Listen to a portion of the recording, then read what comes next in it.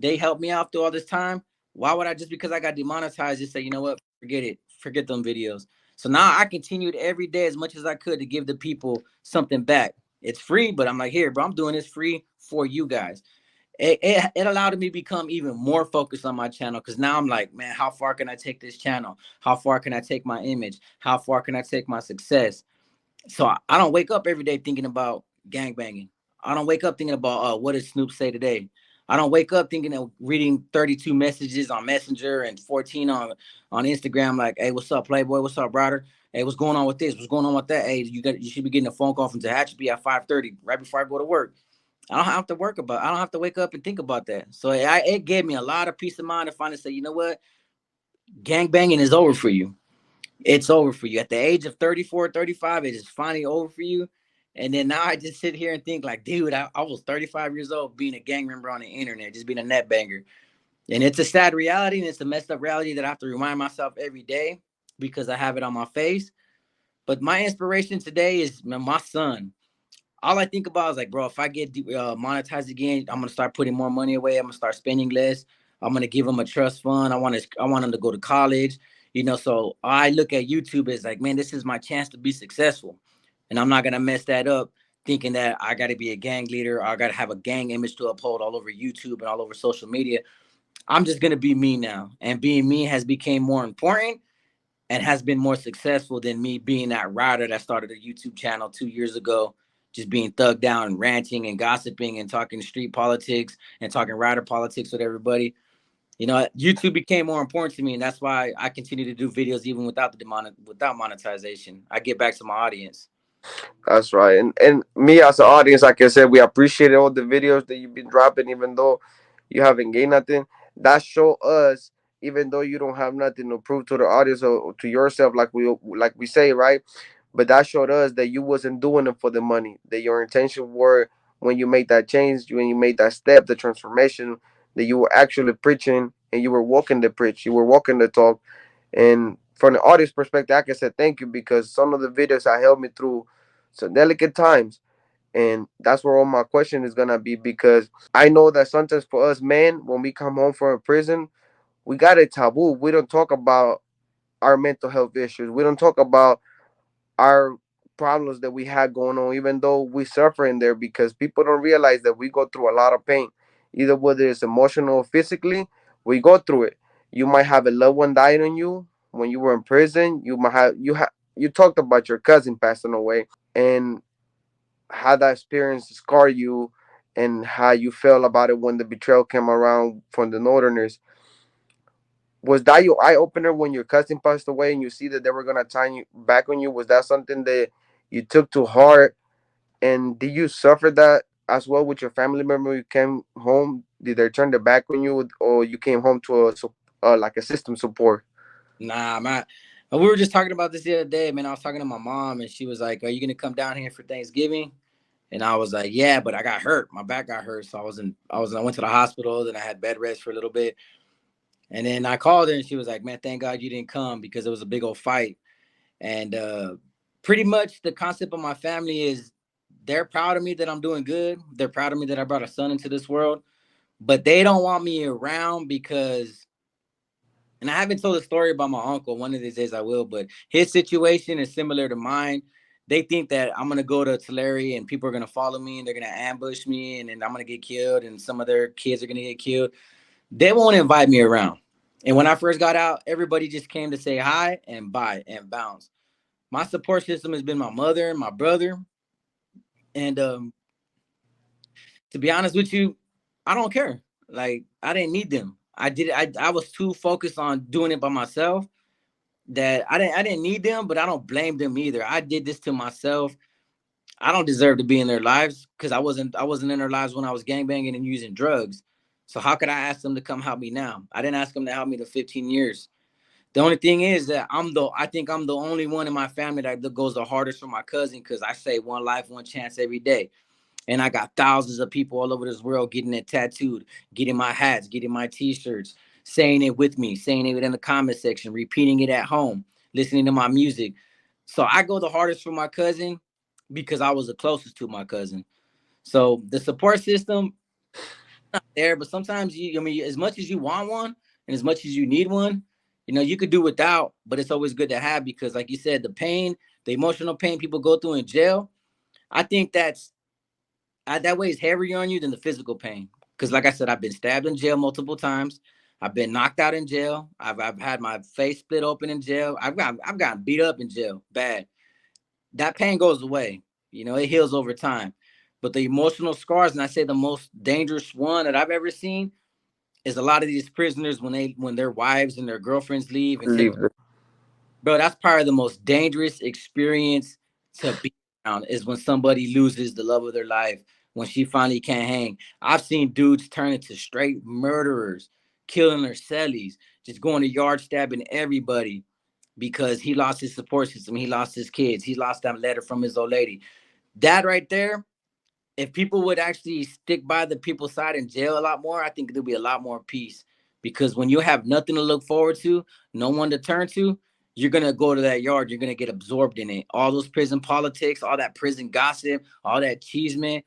The next thing you know, you're gonna be fighting. Then that fighting turns into more beef with other people. Then it turns into a gang issue. Then it turns into riots. Then it turns into, shoe terms, all from not having a support system in jail. That is the most dangerous aspect I've ever seen about prison is when people don't have nothing to live for. and that is so true, bro. Um, I can speak on that. I mean, like I've been meaning to talked about it, and that's why I bring it up with you because I have been writing some things down, and we and you talked about it a few times when I'd say about you touched bases on it when you talked about one of your boys that killed himself with the mental issue, the demons he was fighting. A lot of people think that when we come home and we sometimes show a little bit of weakness, weakness on the sense of like a little bit of softness towards our loved ones, they think that we're just going bad or we're just going softy. But sometimes people don't realize we need to show that because that's another outlet that we release our frustration that's building there. Sometimes, like you said, when people lose the system in prison, they go bananas. I seen that. I had a cellie that went crazy. And it's not because literally, bro, I had a cellie that went to the yard and he looked at me, he hugged me and said, I love you, bro, but I'm not coming back. And went to the yard and just took off on the sergeant and just started booking him. And I don't know where. We didn't know why. We didn't know the reason, but you know how it is in prison. We had to follow suit. When they came and asked me if I knew the reasons, I was just as shocked as they were. It's because I knew the night before when he had talked on that clap, his wife told him after 15 years that she was done. And I talked about in one of my videos that sometimes, like you say, we don't deserve our family when we game banging out here. We don't care about them. We don't put attention to them. We don't give them nothing. And it's a trip that you said that because in prison we do the same, bro. Sometimes we call them just to ask for money. If you're hooked on dope or if you're gambling, there's many ways to needing something in prison. If you're gambling, you're the old debt, you're dope, or you're drinking white line, or whatever your drug of choice is, or your demon of choice, whatever you want to call it. Sometimes we call home just for that, to ask for money. We don't even ask how they doing. We don't know what they going on. And sometimes we don't realize that when we come home, we expect them to be there. We want them to be there. And we wrong for that. And I saw your video today when you talked about society don't have to accept us. We have to adapt to them because they didn't stop living. Somebody to tell me like we didn't stop living because you went to prison. We moved on. We kept living and you went to prison. Your life was on pause. Ours wasn't. And we don't realize that. And I'm glad you brought that up. So now your motivation is your son. And I saw the change. You keep pushing and you keep doing this for your son and your family. So now my question is, will it be just that, your son, or will you try to at least increase your family or as a family wise? Will you try to have or get close to your mother? Will you try to have another kid down the road? Or where's your thoughts now as far as family? I think as far as family and kids go, we talked about it. We're done because we have three beautiful babies, and that gives me an opportunity to focus on them three and where I want to take them. I'm teaching like my stepson. I'm teaching him about military. I let him watch military movies. I even buy him little gel blasters and little sniper Nerf guns so he can learn and practice. My stepdaughter, who I love very much, I'm teaching her like school. She's like a school book. So I buy anything when it comes to books. I buy her every time she comes to visit. I get her books. I get her whatever she wants. when it comes to educational topics. And then she's a conspiracy theorist fan, and she's only 8 years. When she's with me, we're watching about the Antarcticas. We're watching about things that are going on in Congo. We're watching about she wants to know if like there's mysterious creatures in the earth, or if the earth is flat. So I have to go down these damn rabbit holes with her, and I'm like, all right, let's figure this out real quick. And I keep her focused on that. I told her, the level of education that she needs as a woman, it's gonna inspire her so that she don't have to depend on nobody else. She can just depend on herself. So she's focused on just school. For my son, he's a little badass kid right now. So, but him, I'm thinking about him too. I want to get him in law enforcement, bounty hunting, or working at being as a government official. It's a lot. So my thing is, I'm just focusing on their future. So when I do YouTube and I get monetized again and the bag starts looking big, I'm gonna continue to do what I've been doing, and that's saving my money. I only spend my money on bills, or if I want to take my kids out to do something crazy. Look, man, this is like a $20 shirt, $20 hat. I got $20 sweats on. I don't spend on myself. If it's for the bills and it's for the house, then so be it. But I'm gonna go hard in the paint, stack as much as money as I can so they can get trust funds. And I just want to see what I can take with this YouTube. I see a lot of successful people, and a lot of people encourage me every day, like, bro, you're gonna go places, you're gonna go somewhere with this channel. So that is my motivation. But most importantly, like I said, when I think of this YouTube, I think of that money that's going to come in and how I'm going to secure my son's future. Because I'll be damned if I raise him in an environment like Tulare County where it's just gang infestations and he's going to have to go to school and see people in red, see them red belts that I used to see that white t-shirt with that red hat next to that red car with that bad chick, and he's going to think that's okay. So I'm going to move him out here with me. I'm going to put down a payment on a house for them. I'll be right here, right next to him. And I just want to watch my kids grow up. And because that's all we're going to leave behind. That's Yeah. we're leaving behind. So when we die, I want to leave something behind. I want to teach my kids, look what I did. I went on a social media app and it became famous. I became popular. I made the biggest moves that I could possibly make. So when I die, dude, I did my best. And I want my kids to follow that same trend, that same chance, them same opportunities that everybody else gave me. I'm just building them now for them. Because I want my son. That's why I put my son on camera. And I post my pictures of my son to my YouTube audience because they help me. So let's all raise them together. Let's all teach him positive. I want my son to have an opportunity to think for himself and go into this world and not deal with the distractions, not deal with the oppression, not deal with the peer pressure of, hey man, here's a gun. We're here, smoke this weed. Nah, his daddy's gonna teach him right. So this YouTube in itself, even though it's prison stories, even though it's me commentating, I'm learning so much because I'm so invested in the YouTube to give good content to other people that I'm studying every day. I'm reading articles on my laptop every day. I'm reading these books. I got the Kindle app and I'm downloading books and I'm reading them at work on my free time just so I can have something to talk about, something to have to convey to the audience, and it's a growth experience. And I just want my son to see that like my dad was growing up, and he's gonna watch it. This channel, this YouTube stuff is gonna be here forever. My son's gonna be able to get a little older and see like my dad did something great, so I'm gonna do something great. Now, tapping into the YouTube, is your plan to do YouTube for like a period of time, or you trying to do it until you're allowed to, or you have a plan that where you're gonna be like, I'm gonna do it for a certain amount of time, then invest what I have or invest on my kids or put something to use? Was the plan there with the YouTube channel going on? Right now, because I'm like I said, I'm working. I work a lot, like 12-hour shifts. I'm gonna keep it going on the basis of what it is. You gotta. I look at like Soft White Underbelly and Send Mills TV. How they don't really got to do much. They just good equipment, good camera, and they interview people. I would like to turn this channel into something like that, making short films. I said it a long time ago. Like I want to go to like different states and see different neighborhoods, and everybody trusts me and don't worry about my past experience. And I could just put it right there and like, let's talk about your neighborhood. Let's talk about your life. Let's talk about this. Do like docu series. I have a lot of goals and a lot of plans. I just got to figure out which one works. But I'm gonna go as far as I can on YouTube. Maybe join a podcasting crew with somebody else and have a bigger channel. Talk about big political events, social events, economic events. I plan to excel on those levels because there's bigger and better things to talk about. And also, like I said, one of my biggest things I want to do is the camera investment, like short films, go to school for short films, then maybe get into bigger production. Like I love being on my computer. I love editing. I love using that camera and learning angles. there's so much to learn. I want to take it as a little step further than that. Or I could just, do like Jake Paul and just start boxing everybody and then get rich and famous like he did. Yeah, don't sign me up for that. I'm not 220, 180. Nah, I'm good. Everybody's doing that nowadays. They're all trying to do a little fight. Now with that being said, other thing is, do you think that the issues that are going on because of your past or how people see you and some of the threats you have received, that's stopping you sometimes for exploring a little further, like in California? Do you think that's putting like a little hindering on your plans, or you think that will have any effects like down the road? Nah, it's put a hindrance, but it hasn't stopped me. I mean, I was hated like last year, and I was always in LA. I've been seen by individuals. I've been in, dude. I went to San Jose for 4 days or 3 days, something like that.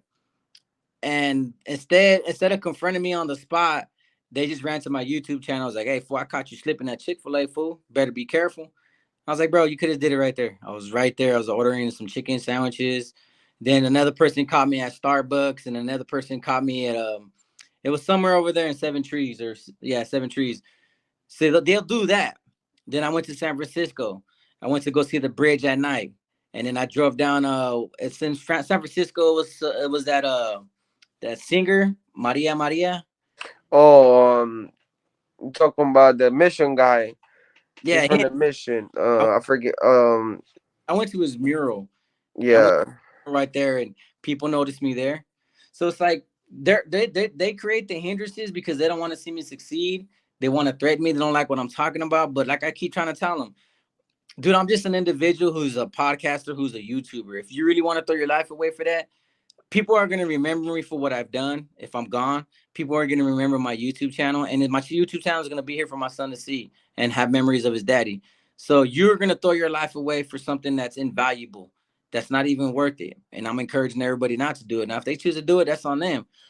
But it's not going to stop me. It's really not going to stop me. The opportunities that get thrown my way, wherever I got to go, I will be there. Nothing's going to stop me from doing it. I'm not scared of nobody. I understand what I'm doing is pissing people off, but I only got one life to live, and I only got one chance to do this. So I'm gonna get it done as best way I possible. And if like 50 Cent said, get rich or die trying. I'm gonna try my best to accomplish all my goals. And if it happens, it happens, man. It's part of God's plan. I'll go see my cousin sooner than later. But in the meantime, my goals, my focus, my agenda for my kids' future, for my future. I'm not gonna let nobody prevent that. All these threats that I get every day, I mean, it's just social media. It's just keyboard warriors. I don't really care because all the times that I've been caught slipping in public, most of the times they were just jumping me. That's it. That's plain and simple. That's as far as they went. So I'm not really scared about it, bro. Like we can't be scared. I wasn't scared of my neighbor that was a Sureño in prison that had life that could have took my head off with that when he cut that locker. I wasn't scared of him, and I had nowhere to run. I'm in a yeah, damn hella small. That's like big as a living room. I wasn't scared then, so I'm not gonna be scared now. yeah. That's right. Carlos Santana, that was the guy I was thinking about. It was killing me. Carlos Santana, the mural. You You know couldn't let. what? But yeah, it's a trip though because a lot of people say that we use those words when they're scared, but deep down we're scared. Like I told you, we had the conversation. That a lot of people's been telling me, "Oh, you dropped out, you did this," or there was. I think you mentioned it earlier in your video, and I don't know if you saw the video, but there was something this dude from Prison Guard put up there in the video, and it caught my attention because of the title saying "Our dropouts not with the business" or some stuff like that. And somebody sent me the link, so I went up there and looked at it, and it tripped me out because you said it yourself better than I can. We all men. At the end of the day, we all men. We all stand on our own two feet, just like you have for a long time. You've been doing this YouTube channel longer than I have, and I have seen some of the comments and some of the reactions, some of the threads that you received to the point where they didn't want you certain places. But I can tell you this from the audience perspective, from a subscriber perspective, bro. What you have done for people like myself to open up the eyes, there's somebody else out there that's doing the same, listening to you. And I can tell you from my experience, my life experience, when I start hearing you, I start looking into and start seeing your videos, it inspires me to start opening up my eyes and start looking. I was creating my construction company.